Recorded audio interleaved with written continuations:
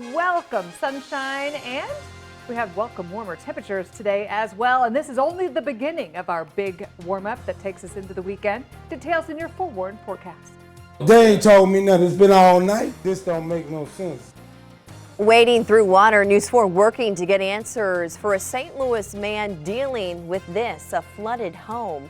Plus, evacuated from the classroom, the leak that forced some South St. Louis students out of school and into the cold today. And pinning down a timeline, new information on when construction will pick back up on Interstate 44 near Shrewsbury. Live from the KMOV Broadcast Center in downtown St. Louis. This is News 4, watching out for you. Good afternoon, everyone. Happy Friday. Welcome to News 4 at noon. I'm Claire Kellett. How refreshing does that sunshine feel today, especially given the week that we have had. And Megan, we're actually in the beginning of a bit of a warm-up leading into the weekend. Yeah, we're going to see a fantastic change here as we head into the weekend. Even the 30s this morning felt a little more comfortable when you compare them to the negative numbers we've been seeing as far as air temperature and wind chill. And we have a little fog and drizzle to talk about in your forecast tonight. I'll walk you through that coming up. A lot of people really looking forward to the warmer weather this weekend. Megan, thank you. Drivers who rely on Interstate 44 near Shrewsbury should prepare for even more traffic headaches in the coming months. Today, MoDOT gave an update on the project, and they tell us they are hoping to have the whole thing wrapped up by December of this year. It was last year that MoDOT found cracks on the newly built westbound bridge. This led to them suspending construction on the eastbound bridge in this area. Now, the original project was expected to cost more than $16 million. Officials say they don't have a dollar amount for this new delay. We do not have an answer to the question, what is the cost to the taxpayer, what is the cost to the contractor? I want everybody to understand that, to me, is a distraction, and I am proud that our contractors worked with us so diligently to try to get this resolved. MoDOT says the new design for the bridge should be completed by the end of March, and that is when they expect to pick back up construction. New at noon, students at a South St. Louis school are back in class after an evacuation. The St. Louis Fire Department tells us there was a Freon leak inside a kindergarten classroom at St. Gabriel's Catholic Church. That's on Tam Avenue near Hampton in the St. Louis Hills neighborhood. Sky Zoom 4 was above St. Gabriel's shortly after that evacuation. The fire department also tells us 2 teachers complained of headaches. They did receive treatment, and we understand all of the children are now back inside the school. A St. Louis man is just outraged this afternoon. His apartment at Preservation Square near downtown St. Louis is drenched because of broken pipes. And as a result, he was forced to sleep in his car. News 4's Justin Andrews found out he's not the only one, and he confronted a property worker about it. Marvin Jones, a veteran, is wading in the water. I don't know what I'm gonna do. And News 4 won't either. In downtown St. Louis, Justin Andrews, News 4. And even more pipe problems today, this time at an apartment building in North St. Louis County. And we have learned the Red Cross is helping 80 people who were forced from their homes. A 4-inch water line broke in the Castle Park apartments. This flooded the units with about 2 inches of water. We are working to learn when they will be able to get back inside their homes. And bursting pipes could become more of a problem as the temperatures become warmer. When the temps drop below freezing, water inside the pipes can freeze and expand. And if it expands too much, it can crack the pipe and also cause an ice blockage. Well, the damage often goes unnoticed until the weather warms up and the water thaws, causing the pipes to burst. Now, here are 3 easy tips for you. They're on your screen. Leave your faucets dripping, keep your cabinet doors open where the pipes are, and leave your thermostat higher than you typically would. News 4 is trying to learn if anyone was inside this home in Imperial when it went up in flames. Officials say that home was under construction.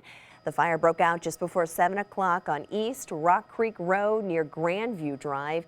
Sky Zoom 4 you see was above the scene as firefighters were working to put out the flames. That fire we know is out this afternoon. New at noon, the United States will withdraw from a treaty with Russia that's been in place since the Cold War. Secretary of State Mike Pompeo says U.S. is withdrawing from the Intermediate Range Nuclear Forces Treaty. It's an arms control agreement that was made in 1987. The treaty eliminated the use of certain nuclear missiles. Officials in the U.S. and Europe accuse Moscow of violating that treaty since 2014. The decision raises some concerns about another weapons race with Moscow. And another Democrat is throwing his hat into the presidential race. New Jersey Senator Cory Booker announcing today that he is running for the White House. Booker released a campaign ad today making the announcement. It comes on the first day of Black History Month. And Booker mentions the discrimination that he says his family faced while he was growing up. Today, News 4 is getting our first look at your school's report card. The Missouri Department of Elementary and Secondary Education shows St. Louis Public Schools making some improvements from last year. The district's dropout rate down 50% from 2017, and the graduation rate is up. SLPS also scored high enough to hold on to its accreditation for the fourth year. Now, another school district, Ferguson Florissant R2, their report card shows major strides from last year as well. The district earned more points for attendance as well as graduation rate. Students' test scores in English, language arts, and math also improved. So what is one of the reasons those scores are so important to you and your family? You should know it's because they can impact the state and federal funding that schools receive.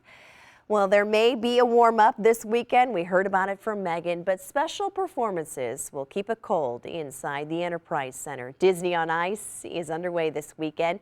The show features more than 50 characters doing some pretty incredible ice skating to some of the most well-known Disney songs. This year, Disney on Ice celebrates 100 years of magic. We have some single skaters, we have some really exciting pairs numbers, we have ensemble numbers with large groups of people. It is something new and exciting for every movie that we get to be a part of. The show runs through Sunday, and tickets are still available if your family's interested. Coming up on News 4 at noon, a big bash at the Arch this weekend in downtown St. Louis, and you're invited to the celebration. We'll explain when we come back. Welcome back to News 4 at noon. We are getting an early look this afternoon at what we all can expect to see this weekend on Sunday morning. Host Jane Pauley joins us live this afternoon in New York. Jane, you always have a lot on tap for us on Sunday morning. And this week in particular, you have a great piece on singer Linda Ronstadt.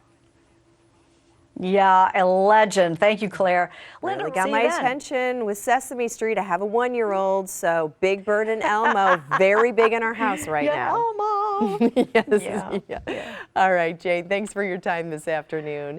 CBS Sunday Morning airs at 8 a.m. right here on Channel 4. Welcoming you back to the Gateway Arch. Up next, the Arch is throwing a party this weekend to thank you and your family for waiting out the partial government shutdown. We'll have the details on that straight ahead. And here is today's fun fact. All of the footballs used in the Super Bowl every year come from the same town. Where are the balls made every year for the big game? We'll have that answer ahead on News 4 at noon. A big pattern change means a huge warm-up this weekend. But first, a little more fog and drizzle tonight in your 4-1 forecast next. Live from the KMOV Broadcast Center, this is News 4. Watching out for you. I've seen aliens drop from the sky. Yeah. But I have never seen anything like this. Today, the movie Black Panther is back in theaters. AMC theaters, in fact, across the country are screening the film. It's to celebrate Black History Month.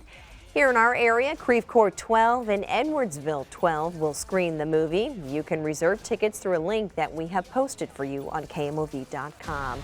Staff at the Gateway Arch would like to thank you and your family for your patience during the partial government shutdown as we give you a live look here at the Arch. So what they're doing this weekend is they're hosting a party. Stop by the Arch grounds tomorrow for a special reopening event for the Arch. It includes ranger-led tours, discounts, and A lot of family-friendly games. Most activities we checked are free. The celebration runs from 11 till 1 tomorrow, and it will be a good day for people to be outside. You know, you got to park and then walk down to the arch or over to the arch, however you are situated in downtown St. Louis. Cabin fever. Yeah, you won't have to have the really heavy jackets on. No, you really won't. In fact, it's going to feel like spring, actually, as we head through the weekend. Even today's 30s with sunshine didn't feel bad this morning. And next week looks a little cloudier. It looks like we'll see an opportunity for some showers on Tuesday, Wednesday. Colder air comes back to the forecast late next week. Not as cold as what we just experienced, but cold enough that we'll see the chance for some rain and snow on Saturday and highs back in the 30s. But that is just a long way away. Let's look forward to almost 60 tomorrow. And maybe even upper 60s for Super Bowl Sunday. Yeah, really wrapping your arms around the weekend. Loving it. Megan. After what we've been through, we've earned it. We do deserve it. Megan, thank you. We'll be right back with the answer to your Friday fun fact. Which town is where all the balls for the Super Bowl are made every year? Stay with us. I love video gaming. I will punch, slap, bite to get you out of my way. She says her son is obsessed with violent video games. Let's empty out this. And he's out of control. You have a 12-year-old child yelling, "Get in here, peasant. Bring me this," and what do? I do it. I know what's wrong with him. My question is, what's wrong with you? All new Dr. Phil. Claire, I can't believe it. We are just 2 days away from the biggest game of the year, and we're taking a live look there at Mercedes-Benz Stadium in Atlanta, where the Patriots and the Rams will play on Sunday. Super Bowl Sunday is, of course, mostly about football. Yeah, the key word there, mostly. It's also a chance for millions of us to entertain at home, eat a lot of food. Super Bowl Sunday, now the second biggest eating day of the year after Thanksgiving. Millions of hungry folks will crowd bars and attend parties at friends and families' homes. A professional party planner is giving us tips on how to throw an unforgettable Super Bowl bash. On trend now with really any event is kind of grab and go. You know, if you cover enough bases, everyone should be happy. That's what you go for, everyone to enjoy it. Here are the most essential foods for a Super Bowl party: chili, wings, pizza, any sort of dips, and of course, dessert. I guess any sort of dessert too, because dessert leaves it wide open. Yes, it does. For sweets. We do love the sweets. All right, time now to answer our fun fact. All right, earlier we told you all the footballs used in the Super Bowl come from the same town. Where are those footballs made every year for the big game? The answer, all the balls come from the Wilson Sporting Goods factory in Ada, Ohio. That's just south of Toledo. And remember, we are your Super Bowl station. Coverage starts at 10:30 Sunday morning, continues all the way until the 5:30 kickoff. Thanks for joining us today at noon. We'll see you at 4.